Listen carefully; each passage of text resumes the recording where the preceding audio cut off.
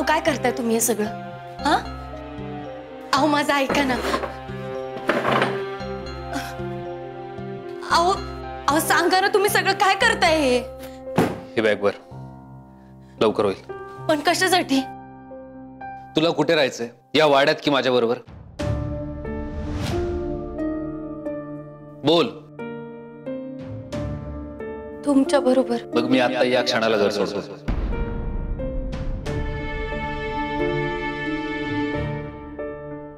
अहो पण का? का? होतीस ना बाहेर, ऐकलंस ना सगळं? ज्या घरात माझ्याशी इतकं खोटं बोललं जातंय, इतकं खोटं वागलं जातंय, त्या घरात मला अजिबात थांबायचं नाहीये. अहो पण हे बघ संजू, विश्वास आहे तर नाती आहेत आणि नाती आहे तर घर आहे. इथे राहिली का विश्वास ठेवायला जागा? माझं ठरलंय, कोणी किती काही सांगितलं तरी मी इथे थांबणार नाहीये. असं डोक्यात राग घालून कुठला बी घेतलेला डिसिजन फायद्याचा नसतोय. मी हा डिसिजन फायदा तोट्यासाठी नाही केलाय, तत्वासाठी घेतलाय. माहितीये मला, पण मी असं म्हणते की तुम्ही फक्त हे रागाचे 24 घंटे जाऊ दे. हा मग तुम्ही आईसाहेबांशी बोलान, घ्या ना डिसिजन काय घ्यायचंय तो. माझा निर्णय झालाय. या विश्वासघातकी लोकांसोबत मी एका छताखाली नाही राहू शकत. विषय संपला.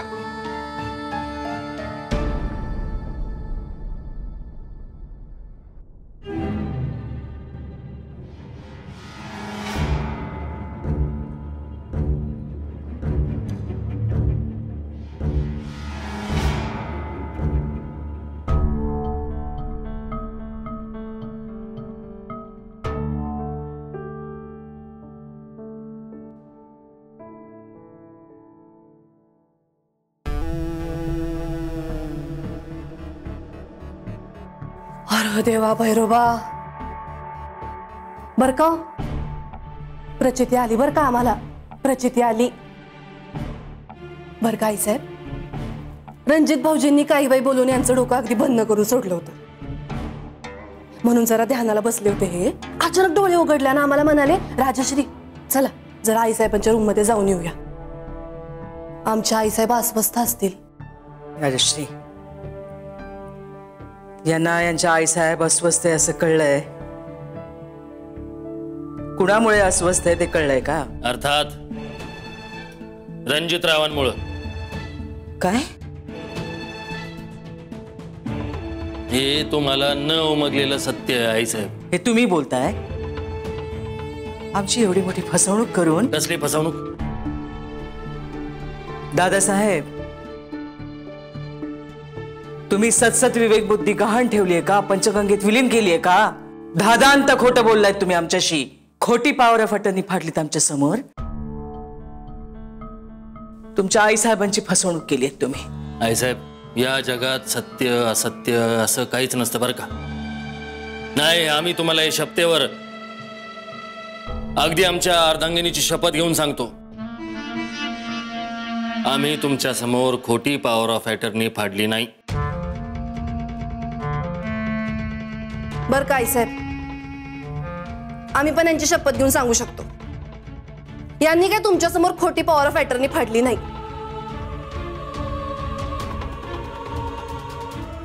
तर सांगायचा मुद्दा हा आहे आईसाहेब, आम्ही तुमच्या समोर खोटी पॉवर ऑफ अटर्नी नाही, रद्दीचे पेपर फाडले होते. तुमचं मन राखणं आमच्यासाठी तेव्हा जास्त महत्वाचं होतं, म्हणून तुम्हाला शांत निवांत सिक्युअर फील व्हावं म्हणून. आणि आमच्या या कृतीमुळे तुम्हाला सिक्युअर फील झालं, विषय संपला. दादासाहेब, आवाज. आईसाहेब, वाढता आवाज वाढत्या वयात आरोग्यासाठी चांगला नाही. फक्त आणि फक्त तुमचं मन राखण्यासाठी आम्ही रद्दीच्या पेपरला पॉवर ऑफ अटर्नी म्हणलो. यात खोटं काय बोललो? काय चुकलं आमचं? आणि तसं बी पॉवर ऑफ अटर्नी करून आम्ही काही गुन्हा केला नव्हता. बदलत्या काळाची आणि ढाले पाटलाच्या घराची ती अत्यंतिक गरज होती. अहो, या रणजितरावांचं काय, सगळ्याला लात मारून निघून जाते, पण त्यांच्यामुळं कारभारात काही अडू नये म्हणून आम्ही ते केलं. आम्हाला ते करावं लागलं. दादासाहेब, फार मोठी चूक केली आहे तुम्ही, फार मोठी. आता आता ही तुमची चूक तुम्हाला सुधारावी लागेल, ते मस्त आहे. आईसाहेब सांगतील ती पूर्व दिशा. आईसाहेबांनी सांगितलेला शब्द म्हणजे आमच्यासाठी सत्य. हेच मानत आलो ना आजपर्यंत आम्ही. आईसाहेब, 3 मुलं आहेत तुम्हाला, पण तुमच्या माग आणि तुमच्यासाठी कोणी आयुष्य वेचलं? आम्ही. आणि आम्हालाच तुम्ही बाबूजी.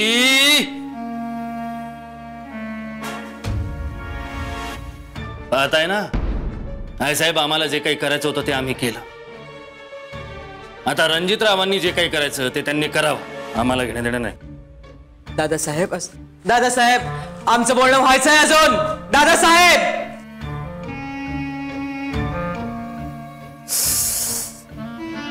काय व्हायचंय? भावाभावांच्यात फूट पडली की हो. आपल्या ढाले पाटील घरात अशांती अशांती अशांती माजली. कोणामुळे? राजश्री या आता. नाही, जाणारच आहे आम्ही. आमच्या इथं थांबलेत का? नाही की नाही, आम्ही पण जाणार आहे. पण जायच्या आधी एक मुद्दा लक्षात आणून द्यायचा होता. आपल्या ढाले पाटील घरावर हे काही संकट येऊ घातलंय, त्याचं कारण ती पोरगी संजीवनी आहे. नामदार पंजाबराव सरकार यांची पोरगी. आता आम्हाला सांगा, रणजित भाऊजींची या घरात याआधी किती वेळा भांडणं झाली आहेत? पण भांडणं करून असं घर सोडून गेले का कधी रणजित भाऊजी? हा, पण आता घर सोडून चाललेत फक्त आणि फक्त त्या पोरीमुळं, हे लक्षात ठेवा. ठीक आहे, मग आता मला माफ करा, कारण लहान तोंडी मोठा घास घेते मी. पण हे असं इशय संपला इशय संपला इशय संपला असं नुसतं म्हणून जर इशय संपले असते ना, तर आतापर्यंत जगात इशयच उरले नसते. तू बॅग भरणार आहेस की नाही? नाही. आणि तुम्हाला पण हे घर सोडून कुठं बी जाऊ देणार नाहीये. आणि तुम्ही केव्हापासून डोक्यात राग घालून भरल्या घरावर कोळसा वाढायला लागला तो?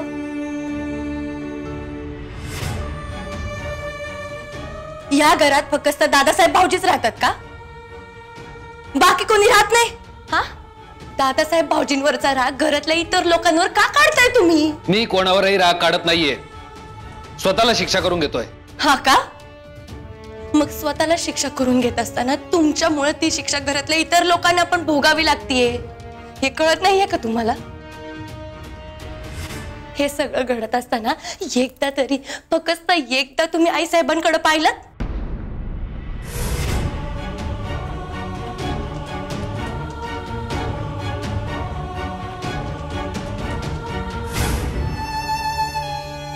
अहो, ज्या बेबी मावशींनी त्यांची अख्खी जिंदगी तुमच्या नावावर केलीये, तुम्ही त्यांच्या डोळ्यात तरी पाहिलं का एकदा? नाही बघितलं.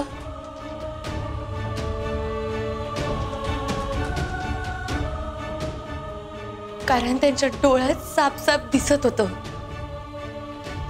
तुमच्या अशा वागण्यामुळे त्यांच्या काळजाला किती चरे पडतायत ते. एकदा आईचं लेकरू विचार करा. अहो, आई साहेबांना काय वाटत असेल?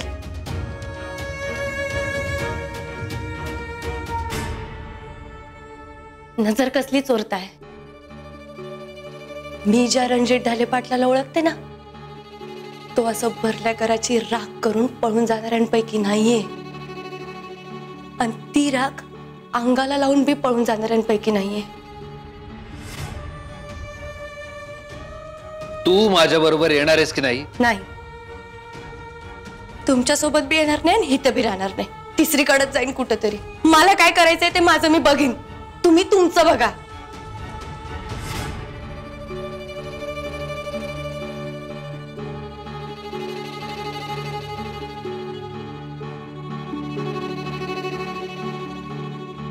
मला मला माझा नवरा लय फायटर वाटायचा, पण मी चुकले. टोटल रॉंग ठरले बघा. तुमच्या बाबतीत पहिल्यांदा मी एकदम टोटल रॉंग ठरले.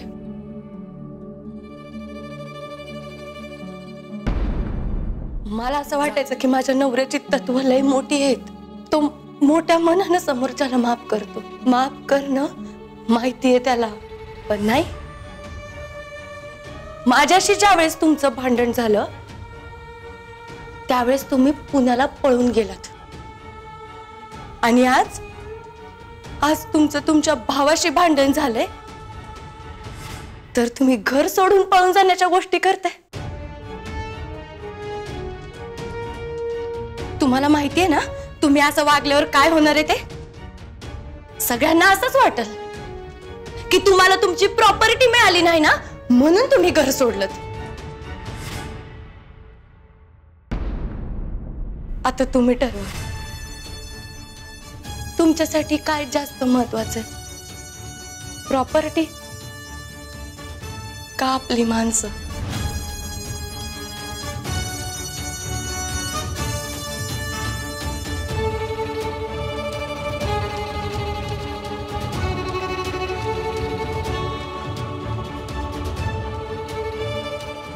मला वाटायचं माझा नवरा लई फायटर आहे, पण तुम्ही तर एकदमच पळपुटे निघाला तो. आणि अशा नवऱ्यासोबत मला कुठं बी जायचं नाहीये.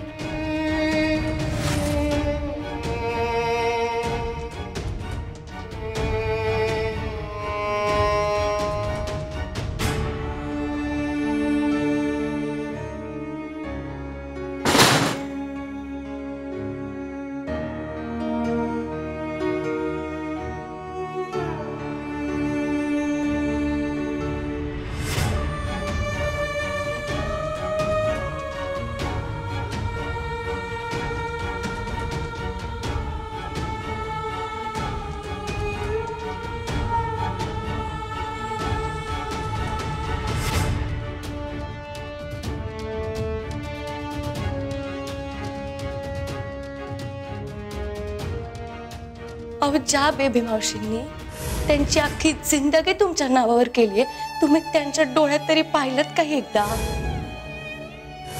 हे सगळं घडत असताना एकदा तरी फक्त एकदा तुम्ही आई साहेबांकडे पाहिलं? मला वाटायचं माझा नवरा लई फायटर आहे, पण तुम्ही तरी एकदमच पळपुटे निघाला तो.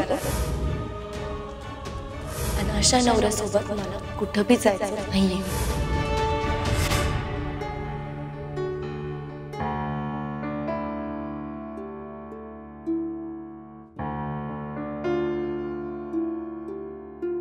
संजू काय झालं ग?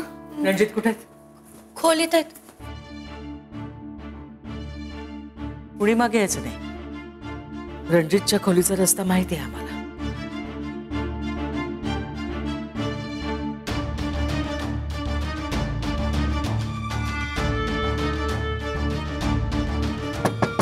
रणजित,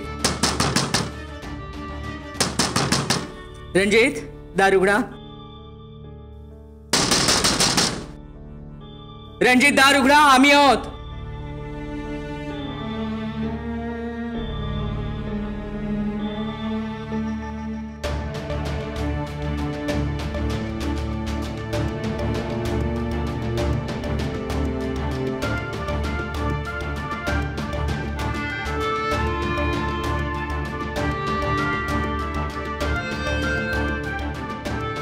आई साहेब काय झालं?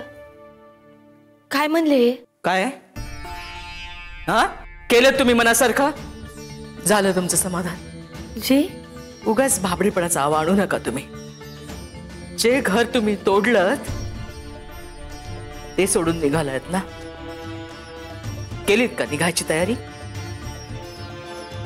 तुमच्या दोघांच्या राजा राणीच्या संसारात आमची होणारी कटकट संपवलीत तुम्ही. काय काय मुक्यासारखे उभे आहात? जा, जे ठरवलंय ते करणं मस्त आहे.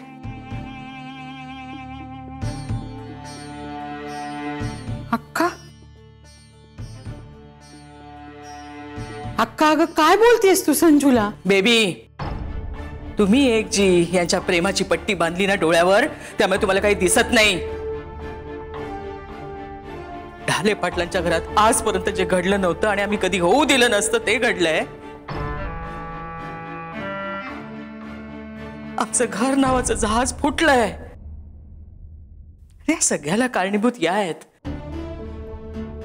संजीवनी पंजाबराव बांदल. अक्का बेबी, या आधी रणजित आणि दादासाहेबांमध्ये कधीही वाद झाले नाही असं झालं नाही. या आधी पण बराच वेळा मतभेद झाली, भांडणं झाली, पण रणजित हे घर सोडून जायला कधी निघाले नाहीत, कधी नाही. आज आमच्यासाठी कवाडा बंद करून बसले. आम्ही काय केलंय? काय केलंय आम्ही? पण आज ही वेळ कशी आली, कुणामुळे आली हे न समजण्या इतक्या मूर्ख तुम्ही असाल, आम्ही नाही. अक्का तू तुझ्या तोंडानं बोलतेस, तुझ्या डोक्याने नाही. काय बोलताय तुम्ही? कारण ना तुझं डोकं तू आंदण दिलेस तुझ्या मोठ्या सुनेला. एक शब्द बोलू नका. काय तोंडाला येईल ते बडबडताय? त्यांनी असं म्हटलेलं ऐकलंय का तुम्ही? ऐकलं नाही, पण काही गोष्टी न ऐकता सुद्धा कळतात तुम्हाला. बस, तुम्ही किती काही म्हणालात तरी हे ढाले पाटलांचं घर फोडणारे याच आहेत. हे सत्य कधीही बदलणार नाही.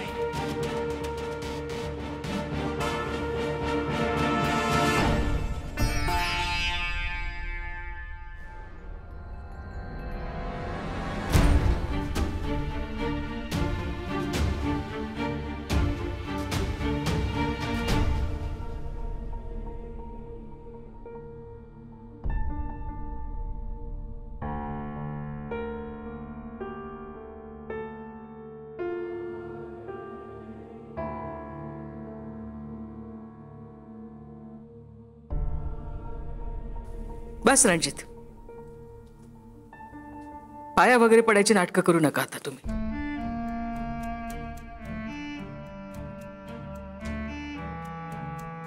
आता काही वेडं वाकडं सहन करण्याचं त्राण नाहीये आमच्यात. तसं काही होणार नाही आहे साहेब. मी हे घर सोडून नाही जाते,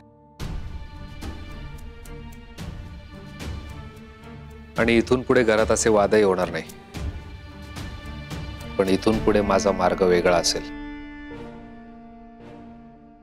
आणि आज मी स्वतःहून सांगतोय की ढाले पाटलांची संपत्ती, जमीन जुमला यांच्याशी माझा असलेला औपचारिक नावापुरता असलेला संबंध सुद्धा संपला.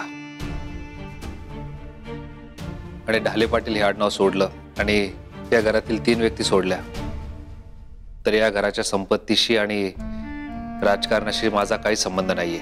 रणजित, तुम्ही काय बोलताय आमच्या काही लक्षात येत नाहीये. तुमचे विचारच आम्हाला कळेनासे झालेत.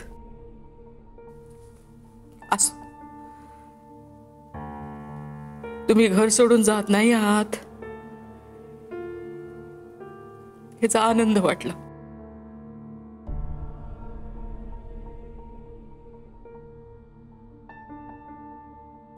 आईसाहेब,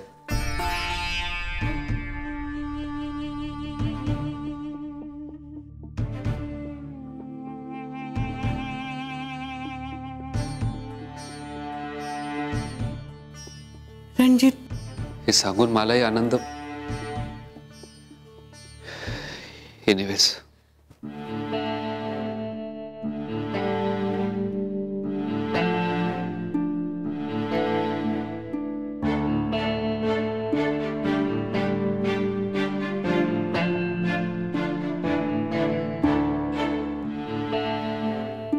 अंबाबाई पावलीच म्हणायची. तिने यांना चांगलीच बुद्धी दिली. आता फक्त आजचं संकट उद्यावर नको जायला. यांच्या डोक्यात ना सगळा राग निघून गेला पाहिजे बघा. जाईल का? काळजी करू नकोस. अगं तो नाही जायचं म्हणतोय, नशीब आहे ना. काळजी नको करू, मी आले त्याच्याशी बोलू.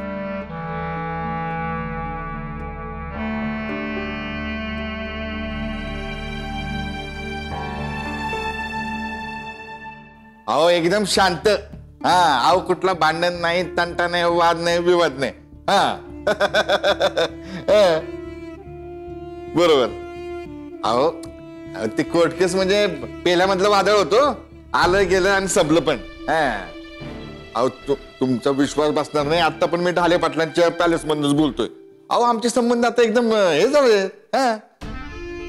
हा एक मिनिट. नाव काय रे तुझं? केशव. हा केशव. वहिनी साहेब आहेत का? होय आहेत की. हा आणि रणजितराव? होय आहेत. मी सांगतो त्यांना तुम्ही आलात म्हणून. हा चालेल चालेल. हा केशव म्हणजे सुट्टे पैसे आहेत का तुझ्याकडे? जी आहेत की 400-500 रुपये आहे ना. हा बाहेर गाडी उभी 180 रुपये बिल झाले ते दे. त्या तोंडावर फेकून मार आणि 20 रुपये टिप म्हणून दे. जा जा जा जा पटकन. हॅलो ऐकलं का? अहो तिथंच आहे मी पॅलेस मध्ये. ऐका तुमचा विश्वास बसना झाला. नाही नाही नाही तुम्ही डाऊट घेतला ना पुढच्या 3 सेकंदात पुढच्या 3ऱ्या सेकंदाला आम्ही आमच्या जागी आपण तुमचं बोलणं करून देतो. व्हिडिओ कॉलच लावतो. हा नाही नाही तुम्ही डाऊट खाल्ला म्हणल्यावरती काय. हा करतो आता ठेवतोय.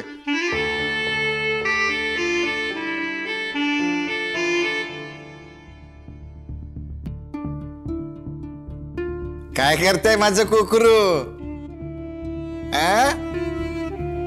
डॅडी